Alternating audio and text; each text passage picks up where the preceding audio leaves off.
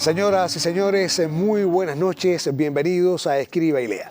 Este espacio que les brinda el canal educativo y donde se aborda el arte, la historia y la cultura universales de una manera singular, amena, única e interesante y donde todos ganamos en conocimiento. Estoy dando también la bienvenida a nuestros panelistas, los profesores universitarios, doctor Raúl Lombana, doctor Félix Julio Alfonso López y el máster en Ciencias Históricas, Dagoberto Rodríguez Abrantes. Profesores, bienvenidos una vez más.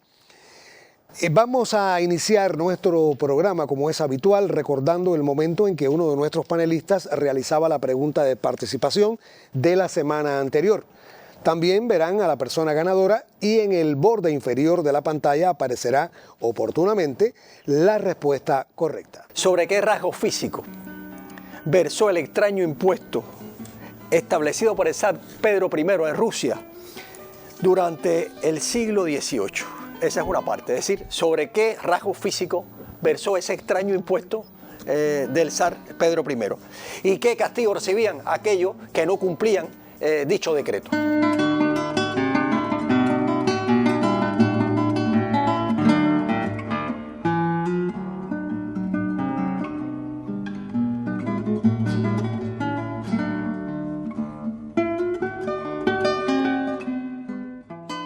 Entonces iniciamos, mis queridos profesores, nuestro programa también indicándoles que la categoría que vamos a utilizar en este primer tema es una obra literaria.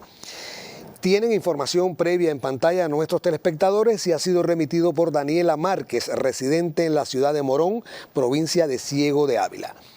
He hecho andar nuestro contador de errores y le doy la palabra al profesor Lombana. Sí, buenas noches, mi amigo. Muy buenas noches. Obra literaria escrita en nuestra era. Correcto. Con posterioridad a la edad antigua. Así es. Con posterioridad a la edad media. También. Es una obra posterior a 1789. Sí, doctor. Producida en los siglos XIX, XX o lo que va del globalizado siglo XXI. En un siglo. Siglo XX. Siglo XX. Americano. Americano. De la América Latina. También. América Insular. No. O sea, que estamos buscando una obra literaria de la América Latina continental. Continental. De la América del Sur. Sí. De algún país andino. ¿Es un país andino? Está escrita por un hombre. No. Está escrita por una mujer, entonces. Qué bien. Usted le dijo al profesor Félix Julio que era un país andino. Sí.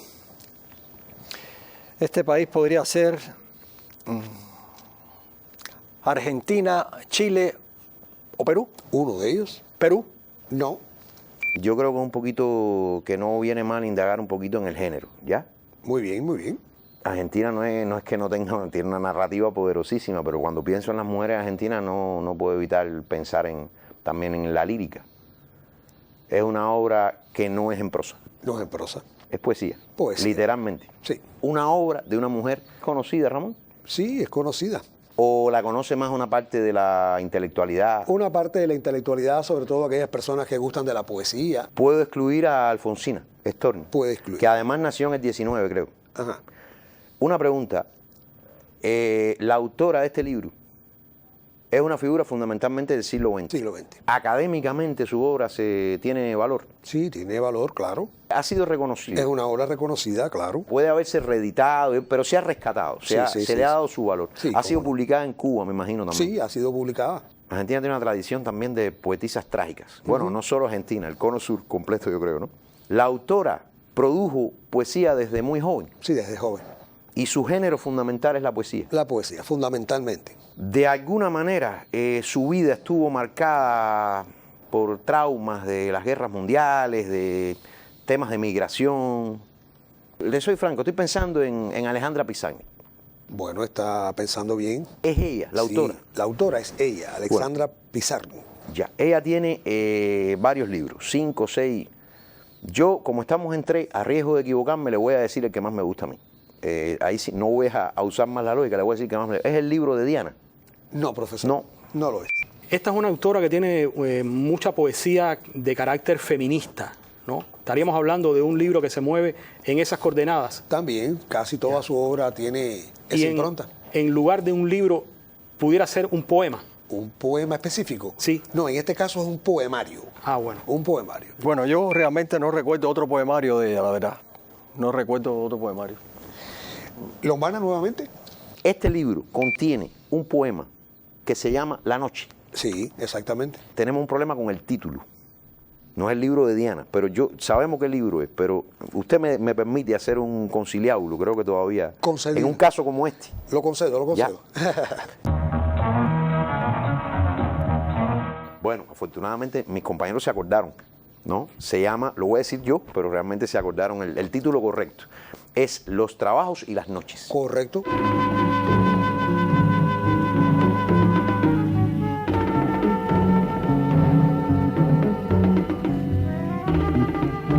Y es Los trabajos y las noches, y eso sí lo recordamos bien, es un nombre irónico, porque hay un antiguo libro de poesía griega que se llama Los trabajos y los días. Es un libro sobre todo sobre agricultura, de Hesíodo, pero como para ella, las noches son el símbolo del trabajo intelectual, del sufrimiento del poeta, porque con Alejandra se vindica mucho la postura del poeta y de la poetisa, ¿no? Como un oficio serio, importante y sufrido además, ¿no? Intenso. Y entonces lo que simboliza la noche para ella es el trabajo. Como dijo algún buen crítico que tiene, Alejandra vivió, se salvó haciendo poesía y también murió haciendo poesía porque tenía muchos traumas. Ella viene de una familia, Ramón, emigrante, creo que son judíos rusopolacos o algo así. Bueno, por el apellido, evidentemente el componente polaco está muy presente. Y entonces es una familia que ella se educa en un ambiente muy marcado por los traumas de su familia, que vivió el Holocausto, que vivió la Segunda Guerra Mundial, el exilio, que no se adaptó del todo bien a la cultura. Y siempre se sintieron como la vida del exiliado, ¿no? Y ese fue su primer trauma. Creo que también ella tuvo algunos problemas de salud cuando niña, porque recuerdo que desde niña tenía temas con los medicamentos. Y la poesía la salvó. Es una joven, una adolescente que descubre el surrealismo, creo que en Buenos Aires, por la vía de la pintura. Ella descubre.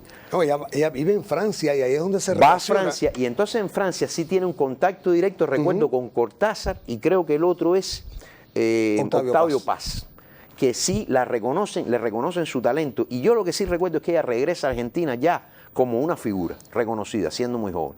Y ahí escribe, y entonces estas obras la que yo dije primero errónea, y esta las escribe a partir de la experiencia de la formación en París. Cuando regresa a Argentina, regresa ya como una figura, escribe 3 o 4 libros más, muy fuertes, entre ellos el último, a los 36 años cuando muere, que ya incluso para algunos tú lees el libro y se notan los síntomas claros de la tendencia al suicidio, la depresión extrema, con esta marca, desgraciadamente, mítica también, ¿no?, que tienen las poetisas, algunas poetisas sudamericanas. Y bueno, muere, se suicida, creo, ¿no? Creo que son barbitúricos lo que consumen, muy parecido al caso de, salvando la distancia, de Marilyn Monroe, de otras. Y bueno, amanece el mundo literario sin esta figura, creo que a los 35, 36 años. 36 años. Pero escribe, para los que les gusta este tipo de poesía y la poesía que trae, y sobre todo ella se metió bastante en esto de la micropoesía. Creo que ahí tiene aportes importantes, intentos importantes. Estamos felicitando a nuestro panel, especialmente a Lombana, no, a todos, porque realmente lograron dar con esta incógnita literaria. Ahora corresponde irnos al segmento donde conocemos una novedad literaria y que conduce nuestro compañero licenciado Fernando Rodríguez Sosa. Una vez que haya terminado, entraremos entonces en el tema intermedio. Por favor, no lo pierda, mantenga la sintonía con el canal educativo. Buenas noches.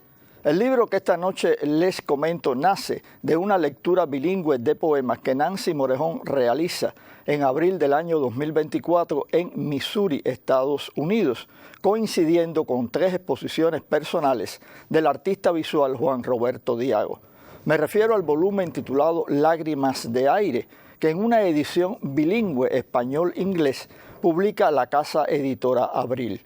Aparecen en este libro 12 poemas de Nancy Morejón, entre ellos Madre, Amo a mi amo y Mujer Negra, y 25 obras a color de Juan Roberto Diago. En el prólogo a Lágrimas de Aire, la profesora e investigadora Juana María Cordones Cut asegura que las imágenes de Diago no ilustran los textos de Morejón, sino que los proyectan hacia otra dimensión, alumbrando intersecciones temáticas con ecos y resonancias entre la obra de ambos. Nancy Morejón nace en La Habana en 1944. Es poeta, ensayista, traductora, Premio Nacional de Literatura por la obra de toda la vida. Y Juan Roberto Diago, quien también nace en la capital cubana en 1971, pintor, escultor, instalacionista, profesor, invitan al lector con este libro a reflexionar sobre temas como la esclavitud, la memoria, la africanía. Un libro, en palabras de sus propios editores, que alimenta el espíritu y también los ojos. Lágrimas de Aire es, en conclusión, una auténtica joya en el catálogo editorial cubano contemporáneo. Les invito por ello a leer, a disfrutar Lágrimas de Aire con poemas de Nancy Morejón y obras de Juan Roberto Diago, que se publica por la casa editora Abril. Gracias por acompañarme y nos vemos en un próximo encuentro.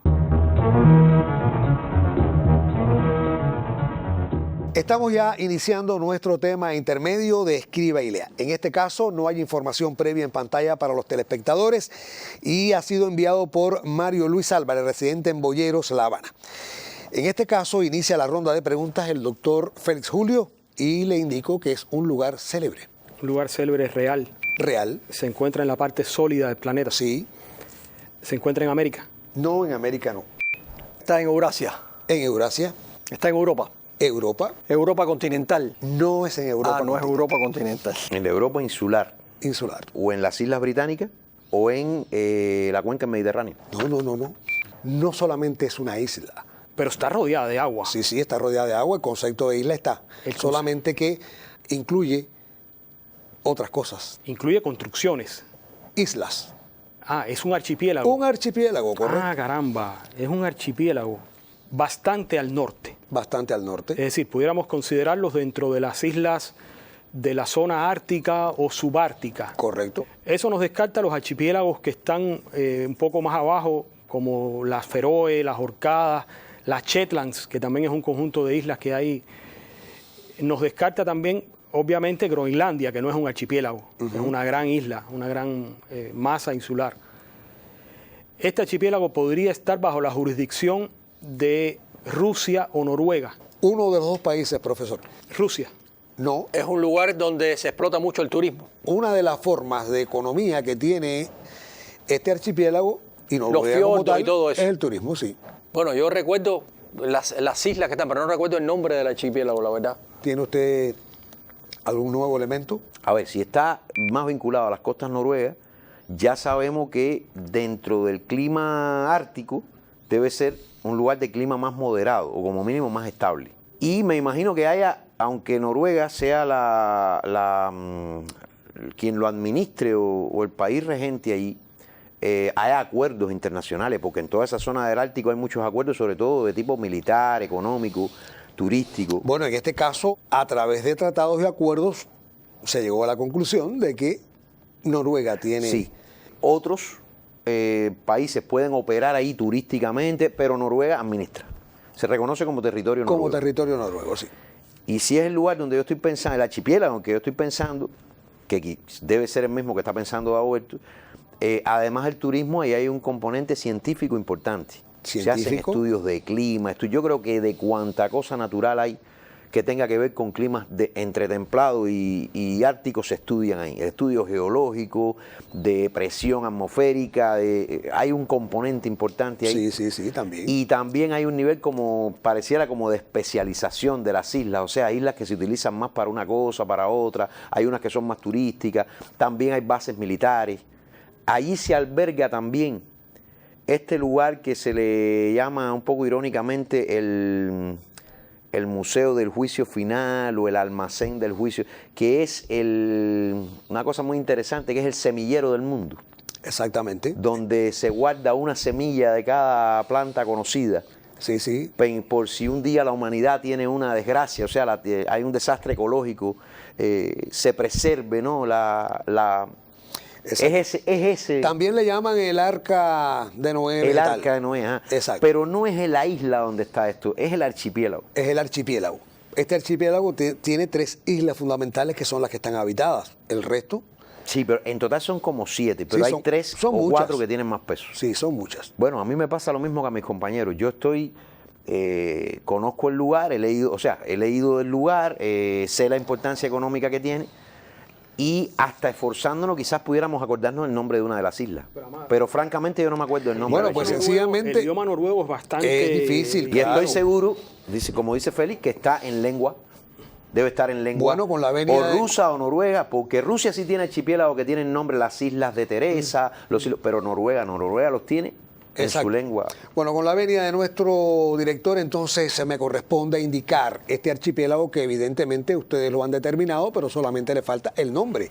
Se llama archipiélago de Svalbard. Ese es Svalbard. Svalbard.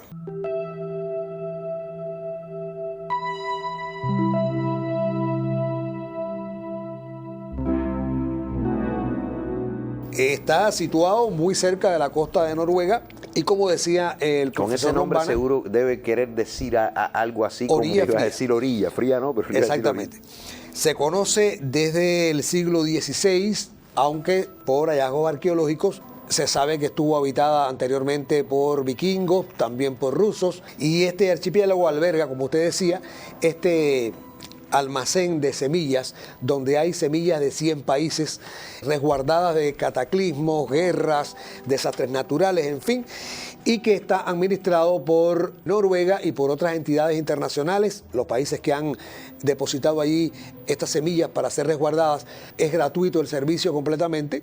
Sí, profesor. Allí es uno de los pocos lugares donde es obligatorio, en caso de turismo, portar fusil. Pero no es un fusil del que nos imaginamos, es un fusil con una especie de adormecedor. Ajá. Porque es muy peligroso el tema de los osos polares. Ahí hay osos polares. Y entonces, para usted estar de turismo, tiene que tener un aditamento donde si es atacado por un oso, usted lo pueda adormecer porque no lo puede matar. Por el esfuerzo estamos felicitando a nuestro panel de profesores que estaban buscando determinar este archipiélago de Svalbard. Estamos en el momento exacto para escuchar música, ver música, disfrutarla, que lo puede hacer también aquí en Escribe y Lea, por favor.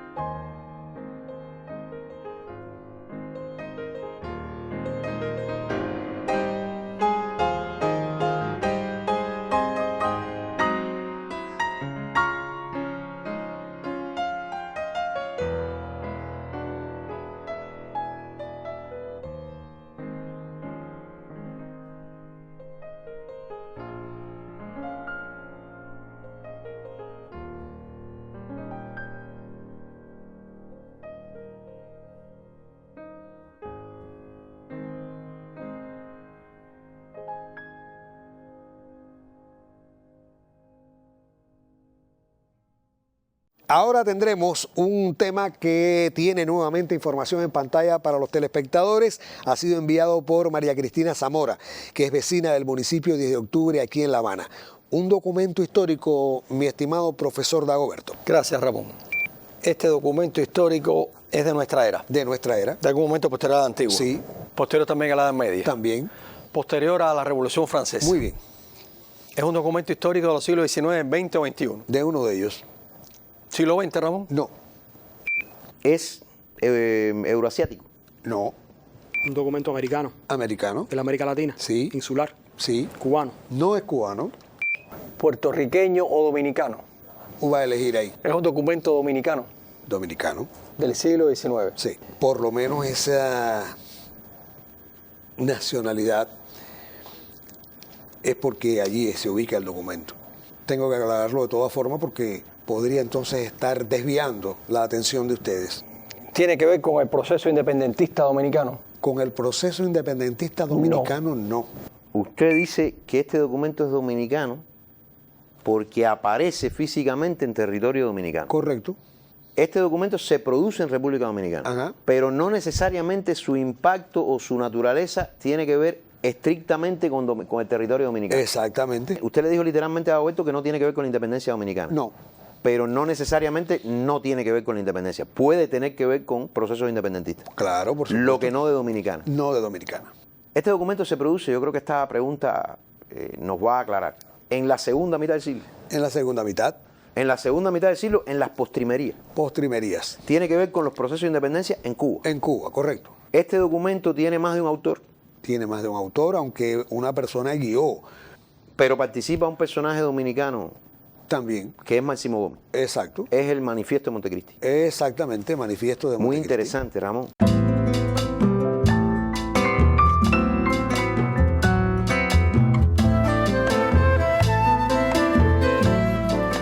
Cuando nos sale como documento histórico y evidentemente es un documento, yo creo que también es cubano en el sentido documental y del proceso, pero efectivamente desde el punto de vista físico se produce en República En Dominicana. República Dominicana, sí. El territorio donde el documento ve la luz es en Dominicana. Me parece un caso interesantísimo que se nos van aquí, ¿no?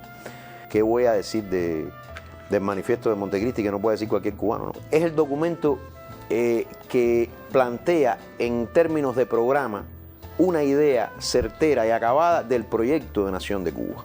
Si la nación cubana había surgido en Demajagua y en Guaymaro directamente desde el punto de vista legal y desde el punto de vista bélico y fundacional, político, etcétera, aquí en Montecristi se recoge en este documento redactado por Martí.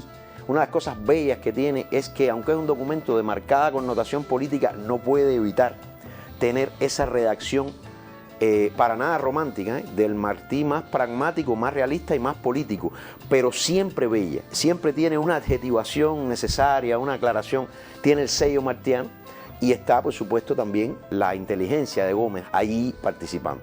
4 días se encierran Martí y Gómez en Montecristi a escribir el manifiesto. No solo por la importancia de redactar aquello que era tan importante, sino también por la persecución. Estudiamos mucho a Martí, pero una de las cosas que más, de las que menos se habla es el viacrucis que pasa Martí para poder salir de Cuba cuando ya el 24 de febrero ha empezado la guerra del 95. Muy bien organizada, muy bien, pero Martí y Gómez están fuera, todavía no están. Y tienen que llegar. Y antes de hacerlo, emiten este documento programático de la Revolución Cubana que le pone el sello a las 2 grandes integraciones políticas que se han producido, ¿no? ¿Ya? La integración entre los pinos nuevos y los pinos viejos, generacional, que suple cualquier defecto y prejuicio generacional anterior por lo sucedido en la guerra anterior, el civilismo y tal, y la unión entre lo cívico y lo militar, la importancia que tienen los grandes generales tradicionales, el elemento militar, y la importancia que tiene el código republicano, el sueño de una república con todos y para el bien de todos, ¿ya? Basada en el espíritu de la igualdad social, del respeto o sea, todos los valores martianos. Es una síntesis, pero además es muy importante porque, como alguna vez alguien me enseñó en metodología, lo importante del manifiesto que se fue divulgado rápidamente, ¿no? Muy rápidamente. España trató de de encontrarle, o sea, de tergiversar, pero fue conocido. Lo más importante es que el manifiesto le deja claro a los cubanos por dónde no es. Incluso, recuerdo que hay una cosa de la que se habla menos que es interesantísima. Incluye que todo español o todo ex autonomista que quiera abrazar la idea de la República Martiana puede hacerlo, ¿verdad? Y además avisa el peligro. Esto no es para ser después anexado a una potencia más grande. Doctor. Yo simplemente recordar dos cosas. Estábamos hablando del ámbito histórico-geográfico del documento. Realmente es un documento antillano. No es cubano ni dominicano, porque también se habla ahí de la independencia de Puerto Rico, fiel a lo que ya se había manifestado en las bases del Partido Revolucionario Cubano. El Manifiesto de Montecristi es el programa político de la Revolución del 95, fiel también a la idea de Martí de que una revolución no podía hacerse si no existía antes un programa político al cual seguir. Fíjese que no es una constitución, es un manifiesto donde están nítidamente expresadas las ideas políticas de José Martí sobre qué va a pasar durante y después de la revolución. Y sigue siendo el proyecto de la nación cubana. Exacto. Lo que está, el que quiera ver de verdad, por lo menos los que estamos acá, la nación cubana que se quiere es la que está en el Manifiesto Montecristi. Estamos felicitando a nuestro panel, especialmente al doctor Lombana, y de esta manera estamos poniendo punto final a nuestros 3 temas que envían nuestros televidentes para ser determinados. Ahora corresponde a usted, profesor Lombana, realizar la pregunta para nuestros telespectadores. ¿Cuál es el nombre de la modelo que sirvió de inspiración para la construcción de la Estatua de la Libertad? Correcto. Repítala, por favor. ¿Cuál es el nombre y de qué nacionalidad era?